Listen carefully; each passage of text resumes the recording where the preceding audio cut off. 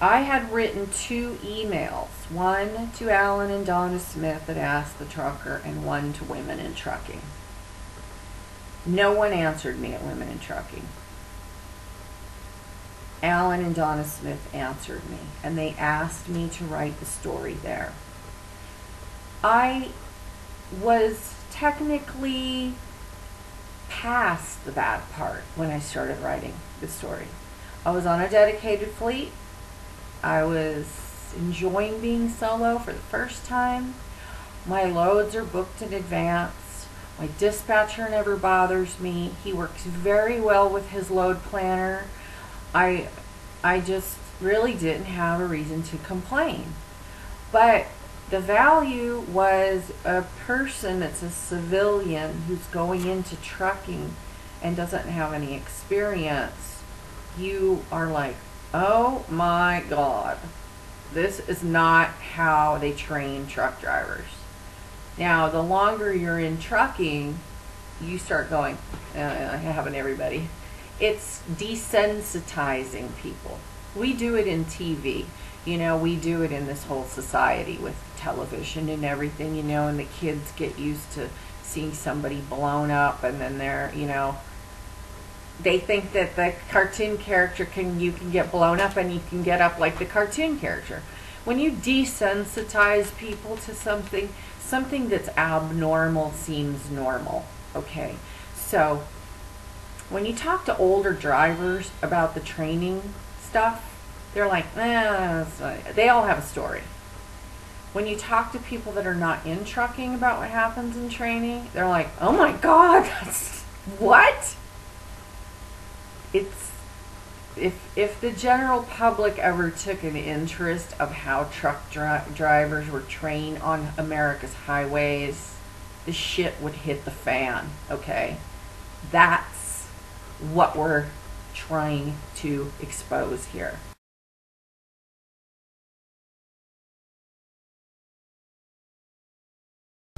I want to go on with my training story and let you know there's phases of training.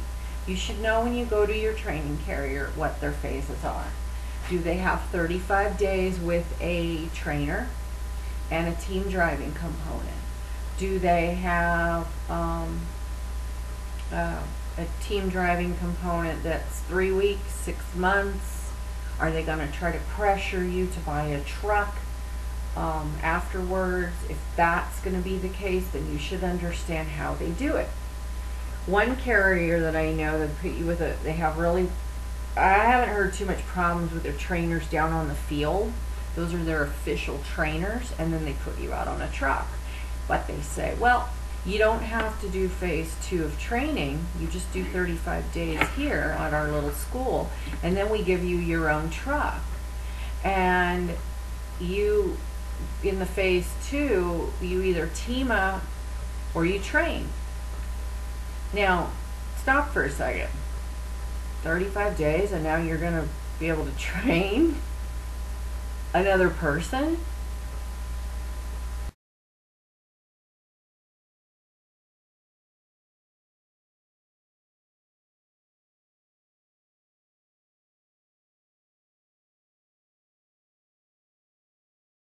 Now, the other option is team up with another person who's gotten to this lease situation, and they're only getting enough miles to basically make the payment and have a little bit of food to eat.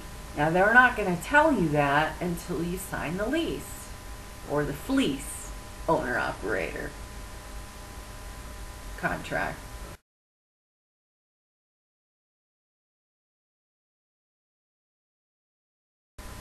What I found is they will, some people say, no, I'm going to go solo, I'm going to, you know, and then they starve you out.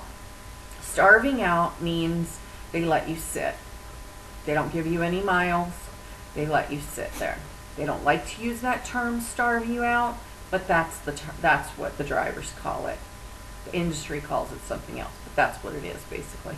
They let that truck sit there till you can't take it anymore, and you got to make a decision. You're either going to get into the lease or you're going to train or something. So the pressure, that's not really the right situation for anybody to become a teacher. So you should be aware of this before you go to these companies.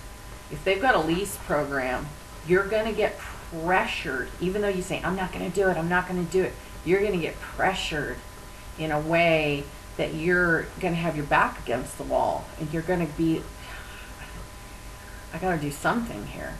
So it's really important for you to understand this.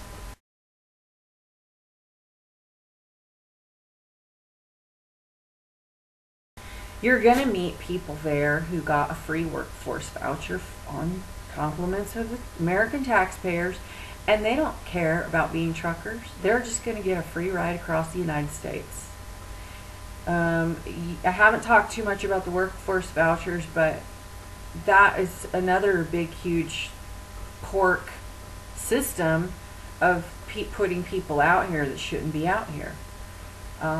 Because they say, well, there's nobody hiring in any of these industries except trucking, and I just happen to have a free voucher to pay for your training. And then those carriers are like, we got jobs. So there's a lot of government money that is getting fed into this system, and a lot of people, that's why. Now, with that being said, understand this. The dispatchers and the load planners, well, load planners at my company, they don't really interact with the drivers. The dispatchers, they try to hide from us. The people that answer the phone, when they answer it, the people in outbound, the few people that we actually get to see that come out from behind the wall, their way that they talk and treat the drivers is not always professional. And I can put myself in their situation. They see 100 new students every week that 90% of them aren't going to make it. So do they care after a while? No. They don't understand that there's a machine in action churning these people out like hamburger that can barely drive around the block, and then they get thrown in their lap. And their job is to get the trucks running, to pick up the loads, to get them there on time. So do you see how there's already going to be a problem with these people getting along?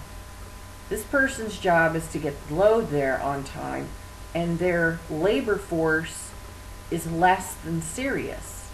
And the ones that are serious are far and few between. The students are there for all different sorts of reasons. I just did this video where I was addressing the urine, this urine issue that just came up, that the president of Women in Trucking thinks is an issue. A lot of the students that come in to trucking have just gotten out of drug rehab. There's people that are students who still have the shakes, and the trainer has to babysit them. I mean, there's tax credits for that, apparently. There's some reason why there's all these people that are just emerging from rehab situations getting truck driving vouchers. So, you know, do your homework before you start jumping on these soapboxes.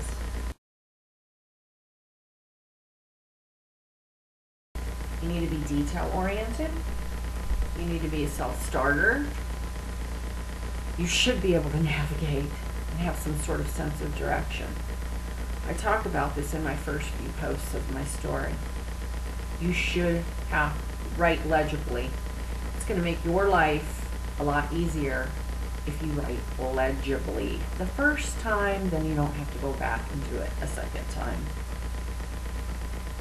You should be a good traveler. If you have a problem going to the bathroom in a public facility, and some people do, because I was married to somebody like that, this is going to be a problem for you to be a trucker. You will hardly ever get to go to the bathroom in private when you're a trucker. And like I said in an earlier video to the president of Women in Trucking who thinks urine testing is gender biased. That's how you go to the bathroom in the middle of the night. If you don't want to get up at 3 o'clock in the morning and go walking across the truck stop by yourself, freezing your ass off to go use a public toilet. Here's the private toilet. Please dump it in the grass in the morning. Don't throw bottles on the ground. They're not biodegradable. Urine is.